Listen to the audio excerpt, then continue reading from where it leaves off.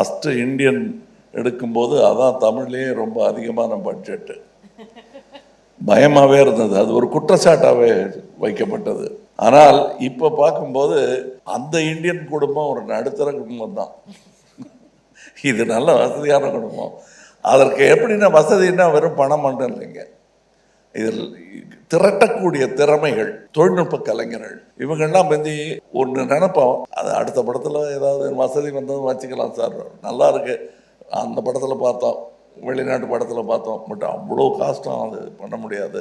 பிரிட்ஜான் தருவார் கோயை படமாக வேணால் பார்க்கலாம், நம்ம கட்ட முடியாத பாலம் அப்படின்ட்டுலாம் தோணும்ல, அதையெல்லாம் தைரியமாக இறங்கி செஞ்சுருக்காரு.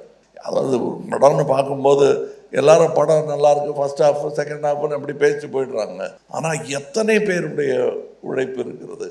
Taste the Milky Mist ice cream. Milky Mist ice creams.